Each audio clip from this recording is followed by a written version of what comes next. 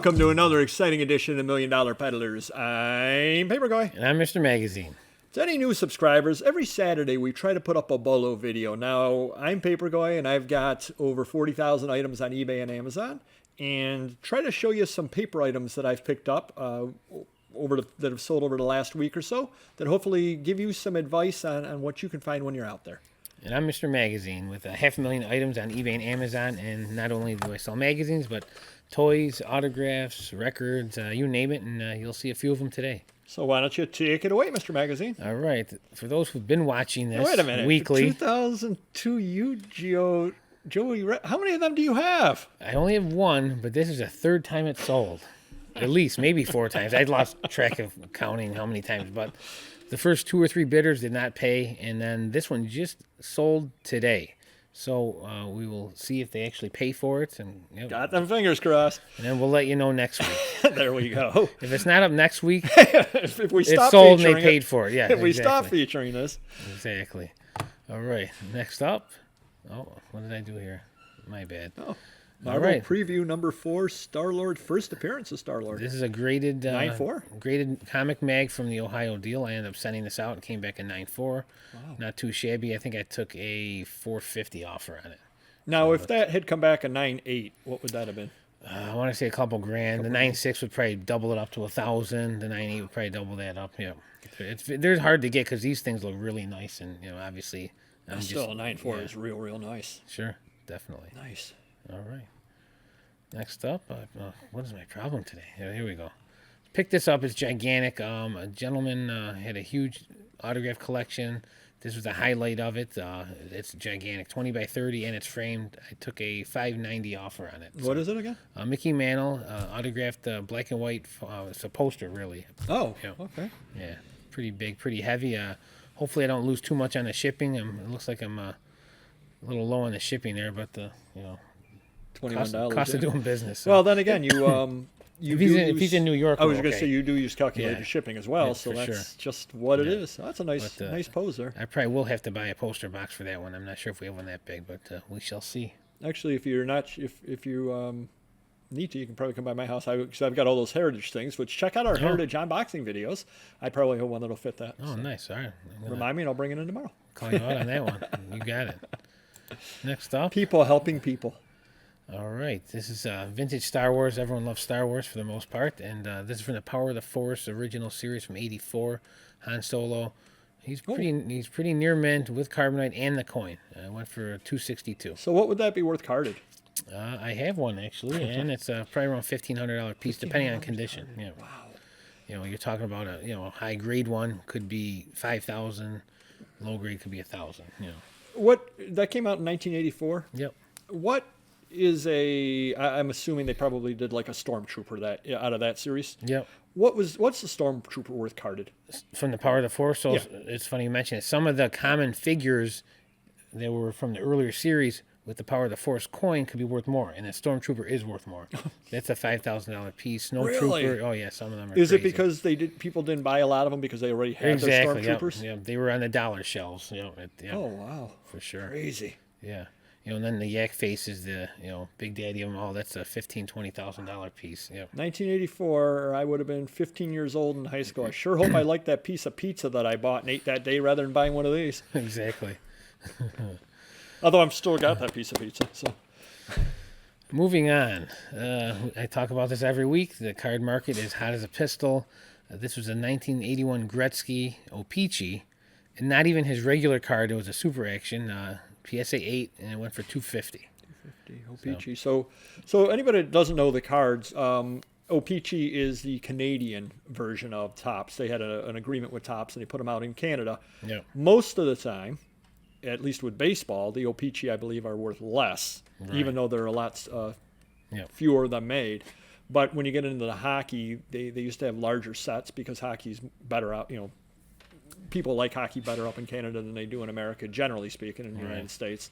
So the United States might have a 132 card set, whereas the O-Pee-Chee may have been a 380 card set or something like that. Sure. So O-Pee-Chee is definitely the one that you want to get into hockey. Kind of ties into a little insider tip over here. If you're getting into books, First editions, there is a saying called "follow the flag," and what that means is whatever nationality the author is, that is the first edition that you want. So if it's an American author, Ernest Hemingway, let's say, the American first edition is going to be worth more than the British first edition. Whereas if you get somebody like J.K. Rowling, because she's British, the British first edition is actually worth more than the American first edition. They call that follow the flag. So a little bit of a tip there that probably nobody else is telling you. It's either a tip or he just can't let me speak about my items, but, who knows. I've got to crowbar my stories in. Anyways, this card pre-COVID was probably $100. So in a year's time, it's at the $250 mark now. It's insane. And this was a big shocker to me. Karl Malone fans, Utah Jazz. We listed this for $10. I had no idea it was worth $250 or $243. It was up to $150 overnight, so I knew it was obviously a rare card. Scary though, if you had Jordan or anyone bigger in the set, who knows how many thousands that card's worth. Kobe, any of them guys. Now, how difficult were those to find? Were they? So they had the regular insert. I think you got one per box, and boxes now are probably thousands of dollars from that era. But this is a refractor version, so it might be one per case. Oh, okay. So it's a very rare card. Yeah, and then there's probably like 10 in the set. I'm thinking around 10 in the set. So yeah. So even back in the day, I mean, it may have only been a $50 card back in the day or a $20 card back in the day, but it was always a difficult card to find. And I'm sure whoever bought this, if they know what they're doing, they're going to get this graded. And if it's a 9 or 10, it could be worth 1,000 or more. Who knows? Yeah. Now, which raises a question: where are they getting it graded at now? Well, they're going to wait a long time for PSA, or they're going to send it to Beckett or SGC. And there is a new company out there. I forget the name of it. Oh, right. Yep. Yeah. Which one of our subscribers did mention to us. Yeah. Thank you very much. We still have to look into it, of course, but it's kind of interesting. The other question I had, if I can go off on a little bit of a tangent here. Oh, sure. With PSA not grading anymore, is that across the board, do you think? Or do you think that, like, with a deal with, like, say, a Heritage? Oh, I would say they certainly will be grading for auction companies like that. That's what I was wondering. If all of a sudden I gave them my collection, if Heritage, like, has I don't want to say a backdoor necessarily, but an agreement where those still get graded. Yeah, I'm sure there's big dealers that get thousands of cards graded weekly. They're not going to shut them down. That's what I was wondering. They may tell them ahead of time, hey, normally you're a 1 week or 1 month turnaround. It might be 3, 4, 5 months, but at least I think they'll at least accept their stuff at this point. Yeah, I was wondering about that because the other question I had is, okay, I've got a nice collection, let's pretend, and I can sign it to Heritage. Yeah. Obviously, because PSA is what a lot of people want. People are working on sets that are PSA. Right. If they went and got it graded, I mean, what are the options? Either we're going to get it SGC graded, or we're going to get Beckett graded, or we're going to hold on to it for 6 months until they start taking submissions. I may say, no, I don't want to consign with you. Yeah. So it's kind of an interesting question. I haven't heard the answer to. So we will see. Yes, we shall. Next up, these are always cool if you find them in any condition, and very hard to find complete. These were not complete, but you got the Kiss 1977 Mego 12-inch lot of 3. Very cool, $187. Now, so that's approximately $62 a piece. Right. So you had $62 for the missing one, $250. Would it be worth $250 if you had all 4, or would it be worth $350 because it's a set? You might be able to get a little more for a whole set, I would think. Yeah, because then they don't have to look around. But obviously, these aren't even complete. Generally, they were selling $50 per. And other lots are individually incomplete, so I got a little more maybe because I had 3 of the 4. Because you had 3 or 4. Okay. Yeah. Very cool. And lastly, magazine collectors, Candy. You ever had a Candy magazine?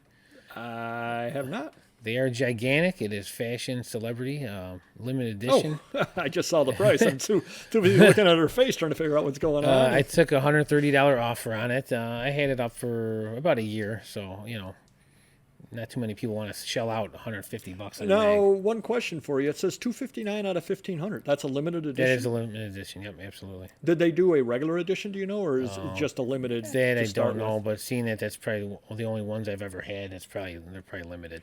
Well, my other thought is if there's only 1,500 of them, I wonder what the cover price was on that to start with. It's a gigantic magazine, too, so it's going to cost, $10. Look at the shipping, $12.90 to ship it, so. So it probably was a $40 cover price to start with. You think about it, if you're printing 1,500 of them, you can't charge $4 a piece and make any money on them. And that's generally what those foreign ones go for. They cost about $40 a piece. Yeah, for sure. So, and that's another little insider tip out there. If you see some magazine when you're out there, and you can see on there what the price is, and it's $40, odds are it's probably not $3 nowadays. Right, yeah. It may not be worth $160, but certainly it's still worth $40 minimally. Right. So do pick something or other like that up if you do see it.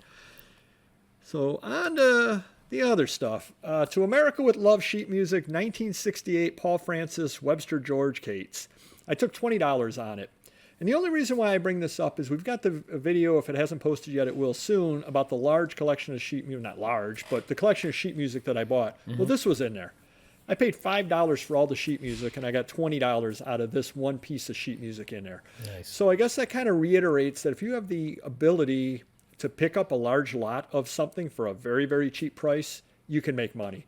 And I've said it before, and I'll say it again, what I do on sheet music is I search on Amazon for it, and if it's not on there, I search elsewhere for it. I was unable to find this on Amazon. I wasn't able to find it anywhere else, so I listed it at eBay at auction at $21. Nobody bid. I put it into the store. I got a $20 offer. I took that right away. Cool. Because I'm looking at it that it's one sheet out of 75 that I paid. I paid Right. 10 cents for it, something like that. More than happy to have it go. Difficult one to find for certain, but Right. glad to have it go. Next thing, now this is an interesting one. I did take an offer on auction, which I know you do not do, but you may have taken an offer on auction on this one as well when you see what this is. And it was a very quick offer on it. Sherlock's Restaurant Menu, Rochester, New York, Sherlock Holmes. I'm going to guess a 1980s restaurant. Okay. The person had to have bought it because of the graphics. Had to have bought it because of Sherlock Holmes. Right. I listed it at auction at $24. I got an offer fairly quickly for $28. I would have taken it. Just because what it is, it's a Rochester, New York menu. What could it really be worth? Exactly what I was thinking. I said, this is a Sherlock Holmes collector Right. who is set up where every day he gets any new Sherlock Holmes items. Right. This came up to him. He Yeah. doesn't have it. I was more than happy to take $28 for it. Yeah, on I that one over agree there. with that one. There we go. We finally, I think this might be the first time in show history we agree on something. Yeah. Well, no, we did agree about my voice being fingers on chalkboard. We did agree on that as well. True. Next item I have over here is something or other that Primetime would enjoy. And without reading the title, and which I will in a minute, tell me what's wrong with this comic. Just look over at the picture. What's wrong with this comic? I guess I'm going to say I don't see anything above July. Correct. Marvel something's Spotlight missing on there. Marvel, Captain Marvel Volume 2, Number 1, Rare No Number Variant. And this was in a collection of comics that I bought. And there were a couple of, believe it or not, a couple of this issue in there. And I'm sorting through, and I'm like, I know that's number 1 issue. It doesn't have a number. Yeah. So then I went online and did a search, and it's a variant. And I took $55 on it. More than happy because I think I've got 50 cents into it, something or other like that. Yeah. Cool. Kind of an interesting one, kind of an interesting item. Something to look out when you're out there, though. Again, if it's something looks just a little bit off, and variants are getting hotter in comics. You've, of course, got those price variants, the Canadian price variants. Right, And what's yep. the most famous variant of all, the one that you want? Yeah. Star Wars #1. And what's the variant on it? 35-cent cover price. Now, I've got one with the 35-cent cover price if you just ignore the bottom where it says reprint. Yeah, that's for suckers. You want to buy it? I do have one because I have not purchased the expensive version. Well, I did have one, but I didn't like the conditions. I sold it, but I'll get one back someday. There you go. Keep hope alive. Next thing we have over here, and this ties into keywords, which we've talked about before, and this has a keyword in it that sold it. And this just goes to show that once in a while I know what I'm talking about. Guidebook of Rockefeller Center booklet, 1937 Art Deco, New York City. These are common. They go for about $10 to $12 a piece. I got 15, 17, something or other like that out of it. Because why? The zoom in picture. Oh, the zoom in picture helped too. But what was the other thing? Art Deco. Art Deco will do it too. Absolutely nobody else listed Art Deco on it. And I looked at it and I said, that most certainly is Art Deco. And in fact, if you take a look in here, just for those of you that don't know, I mean, that's just Art Deco typeset up along the top, everything. It's Art Deco. Sold it. I mean, that absolutely sold it because I got more money than my competitors who have it still on there. Right. And another little insider tip, which again, we keep promising we're going to do, and we are going to do the video at some point, store categories. I have an Art Deco store category. Nice. So anybody happens to like Art Deco, come across one of my listings, they go in, they may find something, they might say, I have this already, but hey, he has other Art Deco stuff. Right. So store categories are so important, which again, not a lot of people mention, but they definitely are. Next thing over here, I very, very rarely go to antique malls. But I was bored one afternoon, didn't feel like listing anything, so I went to an antique mall. I think I spent $15 when I was there, and I got this item there, along with a couple of other things. Education material on menstruation, Tampax Inc. 1948 packet women's health. Wow, big bucks. I think it went for $100 offer, and there was another item along the same. It was a little booklet with the same type topic, and I think I took $20 on that. So just one afternoon when I was bored, I turned $15 into $120. And I've got a few other things to sell, both sold to the same person who obviously collects this kind of thing. But just goes to show there are deals out there at the antique mall. And again, it just jumped out at me, just being so oddball. I'm sure you probably would have bought this had you seen this out there as well. I certainly would have, yes. And I've got all 12 pictures I used, all of the fronts. I listed everything about it. It's got some awesome pictures, I guess. Just kind of a neat little thing there, which you'll just never know. And probably a few of you were watching it saying, well, why would you possibly buy that? Who would possibly want it? We've been doing this a long time. I've never seen another one like that. Right. And name your price. Well, I did. And the gentleman didn't quite like it, but still gave me $100. I was happy. Next thing we have over here, I really need to change my name from Papergoy to Paper Bag. I've literally thrown these out. I'm not kidding you. I was like 11 years old then. I know we've had these. Disneyland Paper Bag 1984 Magic Kingdom Tinkerbell Walt Disney. I think I took a $15 offer on it because I try to give people good deals. Yeah. I was actually at a sale, and they had some stuff from a trip to Disneyland, which is how I dated it, as a matter of fact, which is a little insider tip. Take a look at the collection that you pick the stuff up in.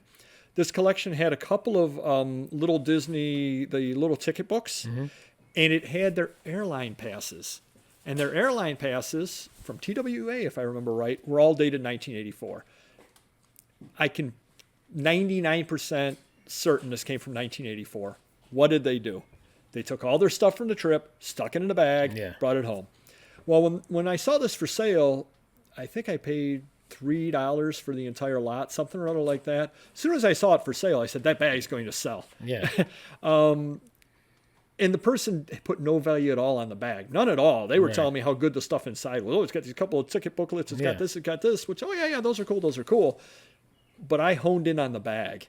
And this isn't the first bag that I've sold, as you know. I brought it up on prior BOLOs. So take a look at things like this because, as you said, you've thrown things like this out. Yeah. And $15 for a bag isn't too bad, really, when you get down to it. And the last thing we have... I must say, paper bags are coming back again because you can't sell plastic anymore. That is true. Oh, they're getting hot. They are getting hot. And the last thing I have here, I think that you and I are two of the only people out there preaching this. And that is put everything at auction first and then put it into the store because you never know. Now, yes, it does cost a little more depending on what category you're listing it in. It might cost 15 cents depending upon what category you're listing it in, that sort of thing. But every once in a while, something goes that you had no idea was going to go. Ruth St. Denis and Ted Shawn program, April 17th, 1923, the Denishon Dancers. $228.50 at auction. Wow. I had no idea. I bought a pile of programs, similar type programs, and I think I paid a couple of bucks each on them, maybe $1.50 each on them, 1920s programs. Happy to get them, say about 10 of them for $15. Happy to get them. They're neat things. I like to list them, that kind of thing. Put them all up at, I believe, $24 starting bid, something like that. Figuring why not. And this got bid on fairly quickly. And I said, oh, cool, something's going to sell for $24. And because of the way that eBay has their listings, I just one item bid on, one item bid on, one item bid on. Finally, one day, like 3 days left in the auction, I clicked on it to say, what's it going for? It was going for $168. I said, whoa. Then I got a question from somebody or other about it. The winner ended up asking me a couple of questions about it and ended up winning it for $228.50. Wow. If I had done like so many people do, and even if I had said $35 and stuck it in a store at $35 best offer, the odds of me having chosen $228.50 or higher, very, very slim. So this ended up getting me a couple of $100 more than most people out there would have gotten who put it in the store. Oh, yeah. Well, just like that Karl Malone card. Same thing. I would have sold it for $10-20. Yeah. And if it cost me 15 cents an item to list things at auction, this pays for almost a year's worth, or 6 months worth of extra items listed at auction, probably a year's worth just on this one item alone. Well, the way I'm going to interrupt you. The way I look at it, because I do this too, and people thought I was crazy because I list, or my employees list, 1,000 items a day, and they're all going to auction. But you take 2 or 3 items that you didn't know went for $50. Well, that covers it all for that whole day, and then some. Absolutely. So hopefully you do take that to heart. Put it up at auction first. If you know the value or think you know the value, still do it at auction. You can always click the box where he says, make an offer. And people will make an offer, like with that Sherlock's menu. Somebody offered me $28 on it. I had it up at $24. Would it have gone higher than $28 at auction? Maybe a little bit. But I really doubt it. I really do doubt it. Yeah. And I would have been happy getting $20 out of it. Probably would have been happy getting $15 out of it. I ended up getting $28 out of it. So you still leave yourself open if you have an idea of the value. And once in a while, something or other really takes off. So hopefully that helps you some. Hopefully you find some things. Hopefully some of this advice we've given you will help you. Do mention down below in the comments if you find any of this stuff or if these comments do help you. Do hit the like button if you could. And if you haven't subscribed, please do so. And we'll see you next video. Take care. Bye-bye.